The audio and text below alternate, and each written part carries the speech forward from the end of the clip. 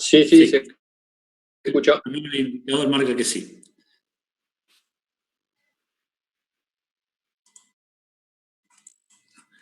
Arrancamos. Estuve probando mientras estaba acá en la pausa si pasaba los videos que tengo con respecto a cómo se ven estos equipos, pero la verdad que creo que voy a tardar demasiado tiempo, así que voy a dejar, si los puedo encontrar, que todavía están subidos en YouTube, se los mando, si no van a tener que usar la imaginación, como se usaba años atrás, donde no existía el YouTube. Me decía la doctora que estamos un poco rápidos, así que si necesitan que baje la velocidad, me avisan, no hay ningún drama, chicos, bajo la velocidad.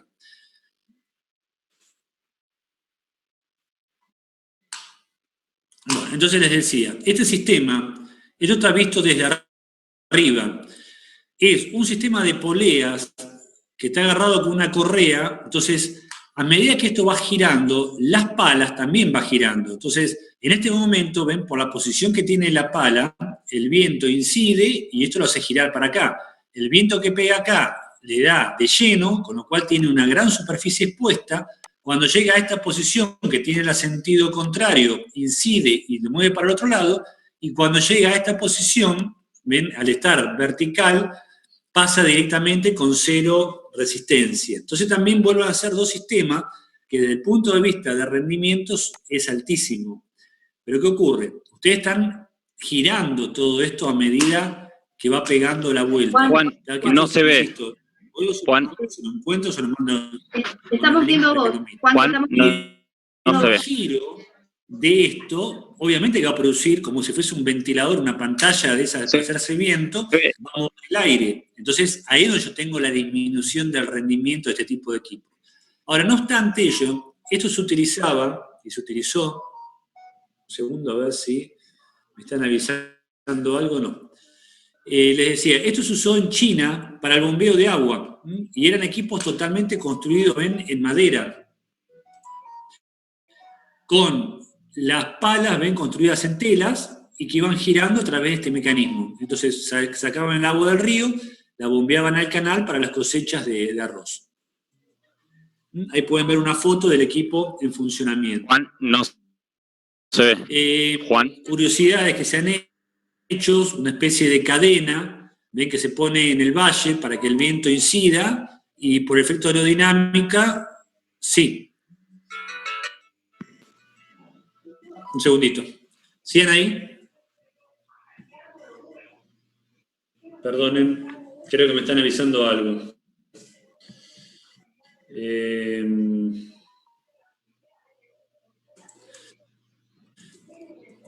Sí. Que no se ve tu pantalla, Juan. A ver si ahora la podemos compartir. Dios.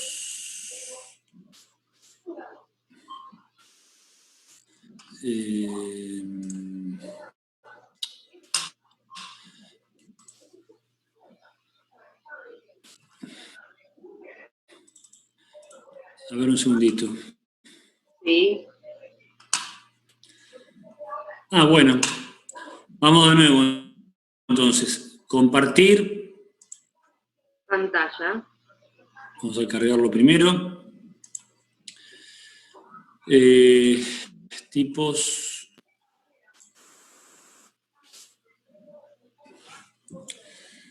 Compartir pantalla.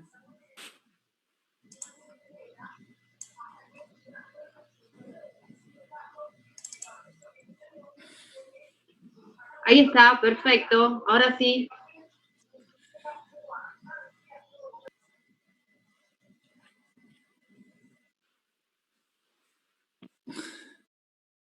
¿Ahí pueden ver? Sí, profe, sí.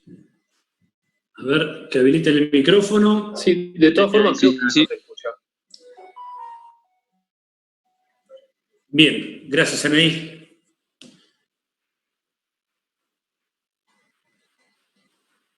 Bueno, a mí me estaban viendo a mí. Bien.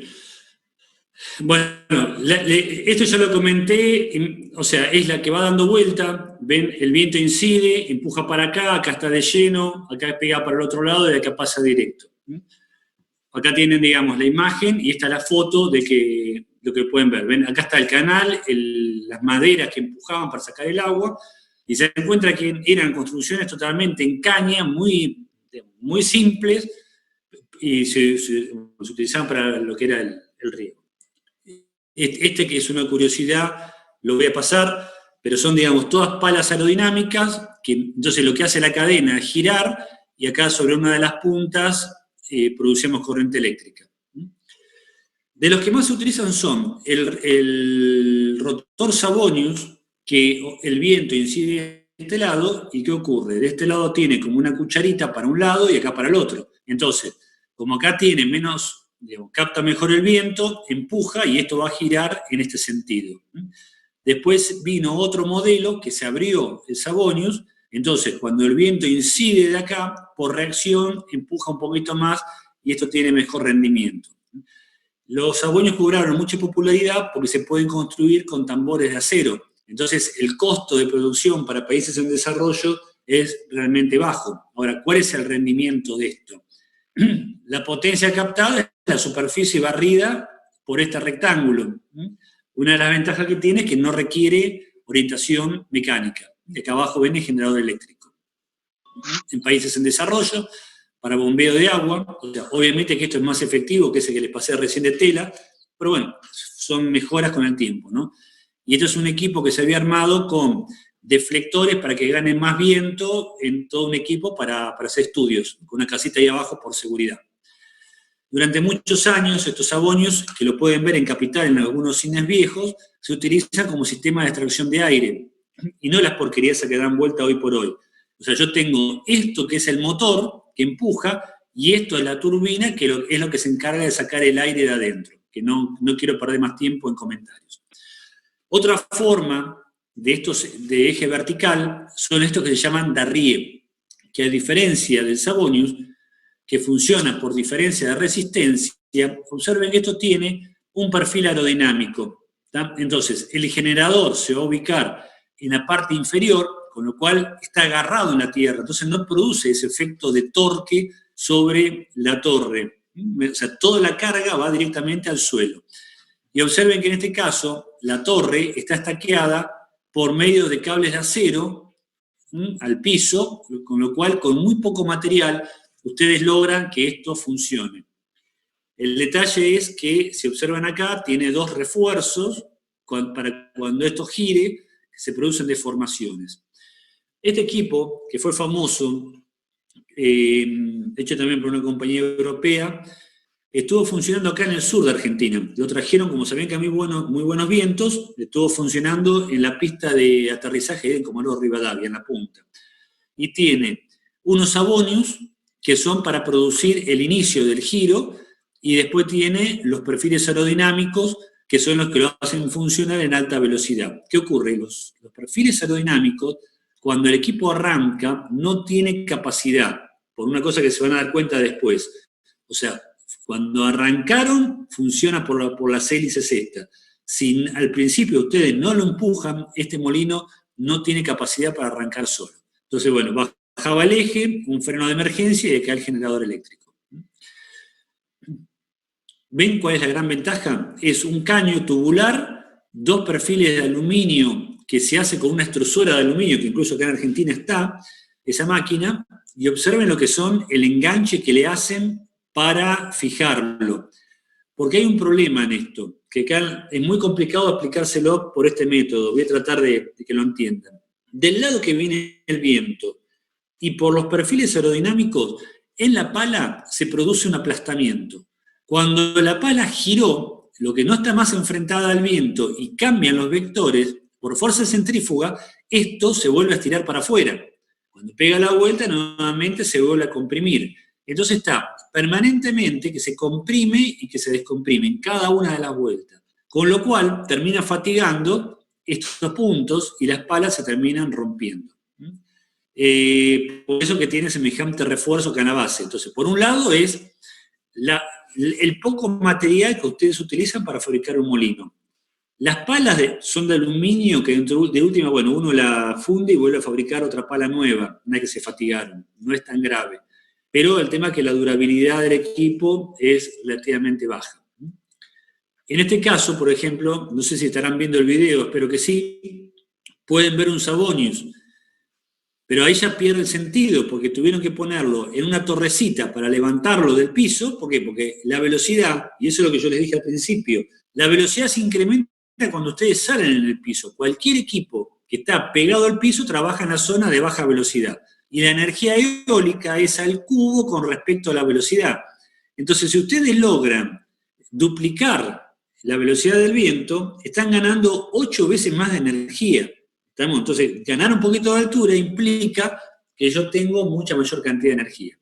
Y desde el punto de vista, digamos, conceptual, si estas 3 palas, también que tienen que ser más grandes, ¿no? Pero ustedes pusiesen el generador acá y ponen las 3 palas acá, obviamente que van a cubrir muchísimo más área que en esto. Entonces, ahí es la contradicción de este tipo de generadores, ¿tá? Que si ustedes se ponen a analizarlos desde la teoría, ganan más energía. Para evitar la fatiga, se comenzaron a fabricar estos que son tipo H, donde ven que las palas están rectas y están estaqueadas para que no se muevan, que no produzcan tanta flexión, con un generador multipolar y también de vuelta, ¿no? Una torrecita que levanta la altura y lo hace funcionar. Estos son unos equipos experimentales que se hicieron en el año 94, también tipo H, con 2, entonces lo hacían arrancar con el mismo generador, usándolo como motor, y una vez que embalaba, seguía funcionando a partir de energía eólica. Observen que son 3 patas y contensores que lo sostienen, entonces son estructuras livianas, ¿tá? Que se montan muy fácil y muy económicas. Acá pueden ver, ven otro H y unos Savonius que de vuelta, se dan cuenta, para que esto funcione tuvieron que levantarlo. Entonces, entre levantarlo y poner acá un molino de eje horizontal, ¿qué sentido tiene? Esas son las contradicciones de este sistema. Acá pueden ver un campo de pruebas de molinos, ¿tá? Acá hay un equipo de 750 y acá ven los verticales estos. 2 años después me encuentro en una publicación estas fotos. Se dan cuenta cómo están las hélices, ven hecha una rosca en lo que era la columna, y todo el resto de los equipos ya lo están desmontando. ¿Por qué? Porque no logran que aguante el tema de la fatiga. O sea, el que la pegue con esto se llena de plata, porque es un equipo que gasta muy poco material para la construcción. Pero hace años que vienen trabajando, y los que trabajan en forma seria, ¿no? Y no logran que sean equipos duraderos. O sea, siempre terminan ganando el funcionamiento de los molinos de eje horizontal como lo que ven acá, no los de eje vertical. Ahí tienen, digamos, cómo se vería el movimiento del molino. Después viene esto que son turbinas, que lo voy a pasar. El efecto Magnus, que es un disco giratorio que se van a producir diferentes velocidades. Es el efecto de la pelota que cuando va girando produce la comba. ¿Qué ocurre? Cuando esto gira para acá y el viento viene para acá, la velocidad acá es casi 0. En cambio, si esto viene para acá y el viento va para acá, en este lugar yo tengo alta presión. Entonces, se produce un empuje que hace que esto se vaya para allá. Como movimiento venía para acá, la componente final va a ir para aquel lado. El efecto Magnus se sigue investigando porque desde el punto de vista de la física tiene mejor rendimiento que una pala aerodinámica. Y se hicieron muchos experimentos. Estos eran unos trencitos que daban vuelta. Entonces lo que hacía el sistema Magnus era empujar los vagones y sobre las rueditas se ponía un generador, que encima se usaba la vía para sacar la electricidad. Entonces a medida que giraba iba produciendo la corriente eléctrica en esta calecita. Todas estas pruebas, lamentablemente, con el asunto de la Segunda Guerra, se perdieron todas, quedó todo destruido y nunca más se retomaron, porque quizá no valía la pena, pero bueno, se trataron de hacer molinos. Y hay un barco que funciona con Magnus, ¿ven? Y ahí ven un molino funcionando con ese sistema, que como principio de funcionamiento la verdad que es muy, muy interesante.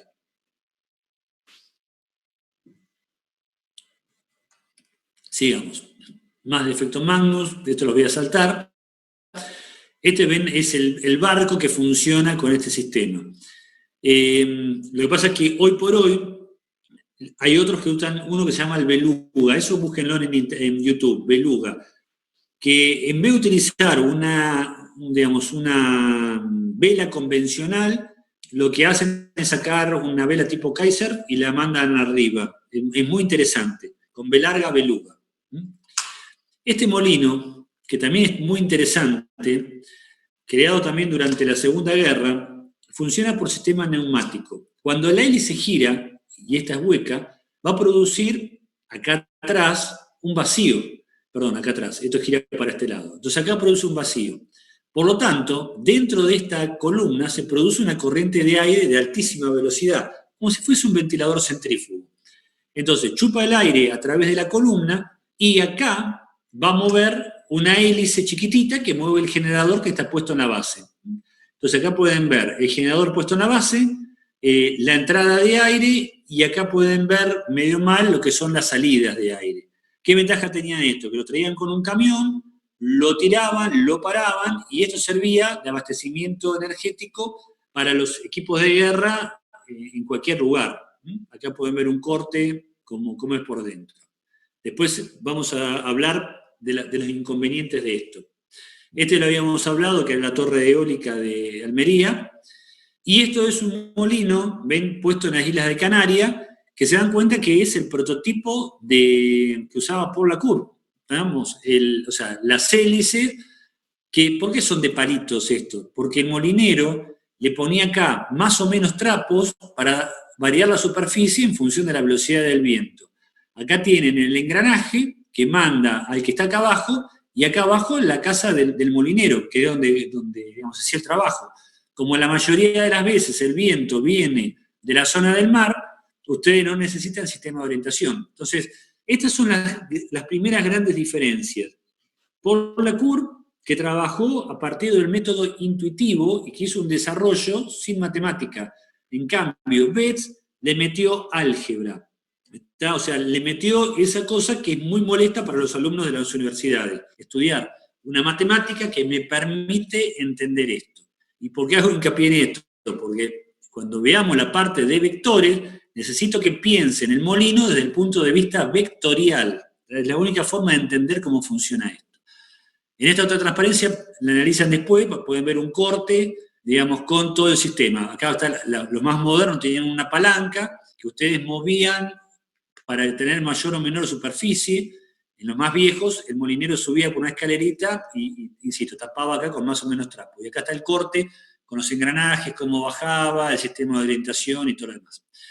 Y estos molinos, que está en Holanda, ¿no? Como yo les dije al principio en la otra transparencia, yo acá esta foto la saqué yo y estoy parado acá en el terraplén, que atrás de mis espaldas está el mar. O sea, todo el agua viene por este canal y este molino se encarga de levantarlo de esta altura acá y de acá se lo deriva al mar. Esto bombea 1 metro cúbico de agua por segundo a 1 metro y pico de altura. O sea, verlos andar es increíble y está todo hecho en madera. O sea, son maravillas tecnológicas. Si puedo, se los paso.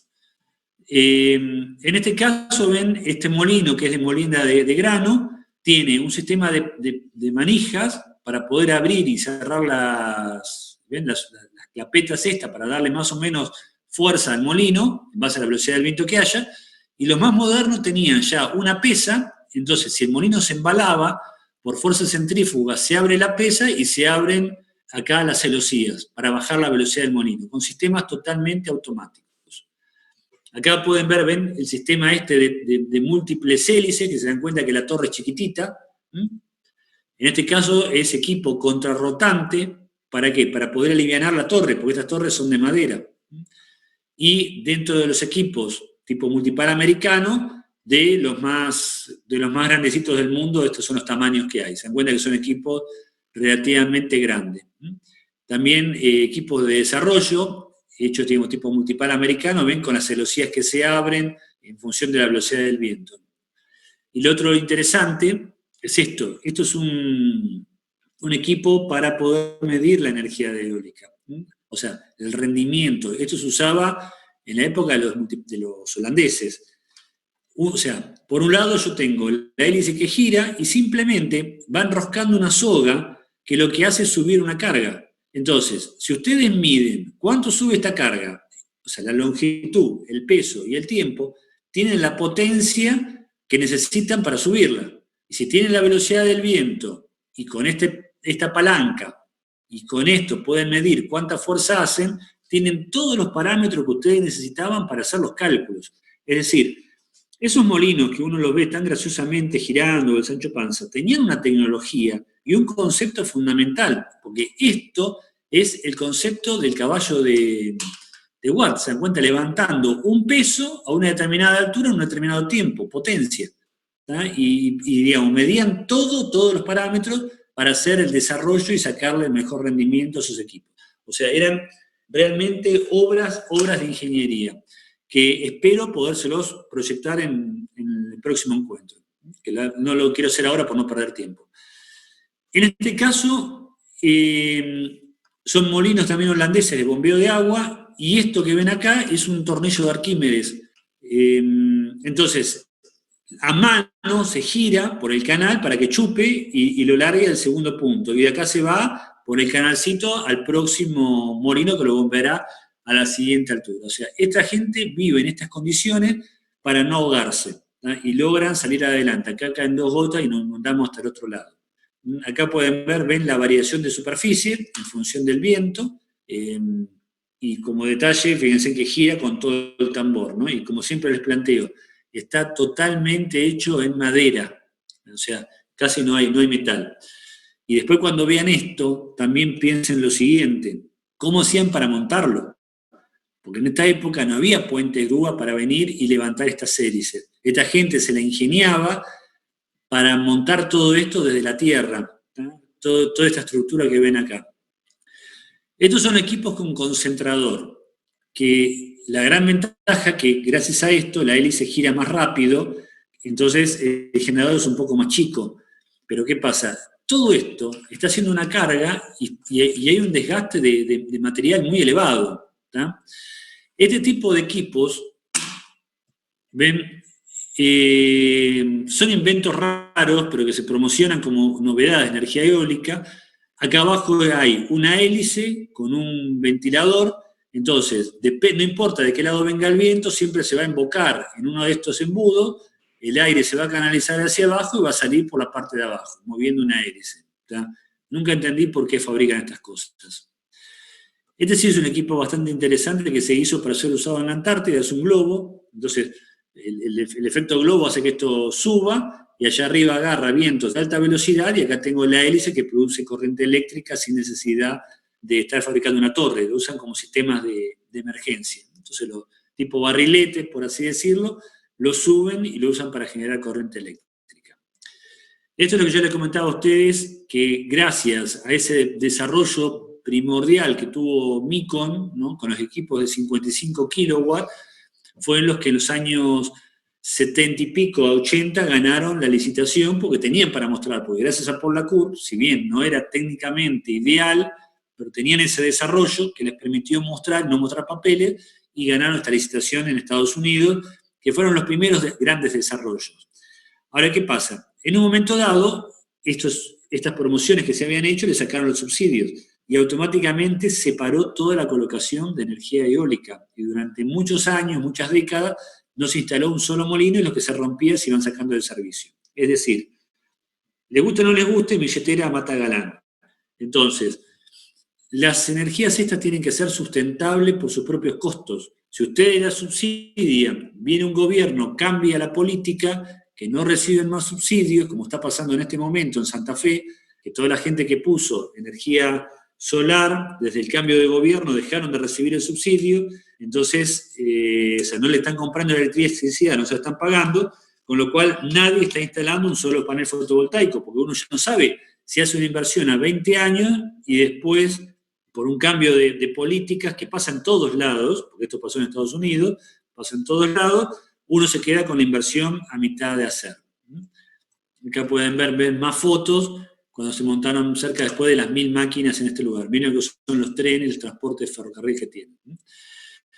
Esto es un molino bipala, un monóptero, una sola pala, en este caso el viento viene de atrás, Fíjense que está contrapesado para tener una sola pala, hay un equipo de 60 metros de diámetro, 56 metros de altura, y la pala se inclina a 1,47 m, ¿ven? Lo que se tuerce por el viento. En este caso es un tripala, observen que la línea de la pala es esta que ven acá, y esto es lo que se tuerce por atrás por el efecto del viento. Entonces, como acá no hay apantallamiento, esto no vuelve. En este caso, cada vez que la pala pasa por atrás de la columna, esto produce un chicotazo, con lo cual esta pala no duraba prácticamente más de 2 años, que se fatigaban. Y por más que ustedes a esto lo vean compensado, porque dicen esto tiene acá un contrapeso, una cosa es el equilibrio dinámico y otra cosa es el equilibrio estático. ¿No? El estático es poner los pesitos, uno lo larga y mantiene su equilibrio. Pero cuando esto comienza a rotar, aparecen fuerzas, por la fuerza centrífuga, por la fuerza aerodinámica, que hacen que esto se desbalancee. Entonces ahí es donde pierde el buen funcionamiento de este tipo de equipos. ¿Por qué se pensó en monópteros? Y porque con una sola pala ustedes fabricaban un molino. El costo de la pala era más o menos el 60% del costo del molino. Entonces ustedes calculen que con lo que ustedes gastaban para hacer 3, acá fabricaban 3 molinos. Por eso que se tomó tanta hincapié en este molino. Bueno, este es el molino más alto de Alemania, perdón, de todo el mundo en su momento, con una torre reticulada, que le hicieron reticulada para ver hasta dónde podían llegar. Fíjense que esto abastece a 1.800 casas, cerca de 7.000 personas. Mientras hago el cambio, preguntas, y si no voy a arrancar con el teorema de Betz. La verdad que pensé que iba a llegar con todo ese otro power terminado. ¿Alguna pregunta, algún comentario?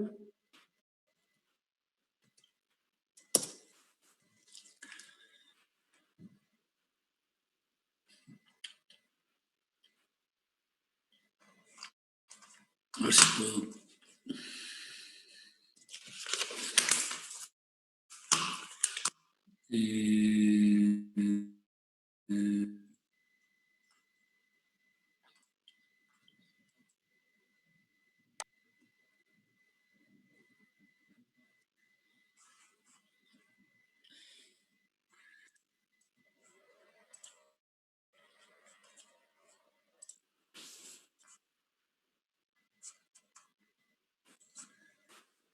Bueno, ¿están viendo ahí la pantalla? Sí, Juan, se ve perfecto, sí. ¿Tenemos ahí pantalla, ahí? Sí, se ve. Alguno que conecte el micrófono, con un sí me conformo. Sí.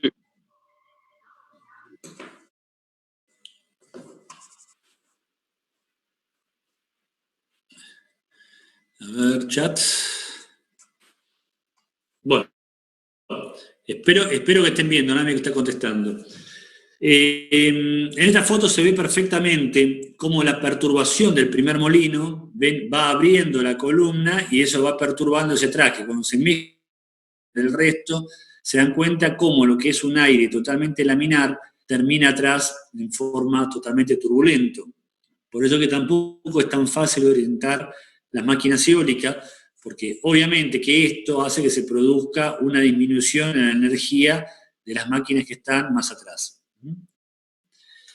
Entonces, esto ya lo habíamos adelantado, que la potencia de una masa de aire en movimiento eso es energía cinética. Entonces, es un medio de la masa por la velocidad al cuadrado. Pero ¿qué pasa? La masa es igual a la densidad por la superficie por el volumen. Por lo tanto, un medio de la densidad por la superficie por el volumen al cubo.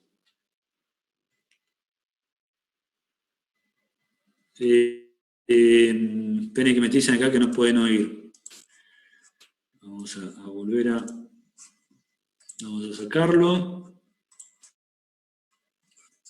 A ver, ahí me indica que sí, que yo tengo audio y me están escuchando. Sí. ¿Me escuchás, Juan? ¿Me escuchás, Juan? ¿Me escuchás, Anaí? Sí, te escucho perfecto. ¿Me escuchás, Anaí? Sí. Bueno, vamos a volver a conectar el power.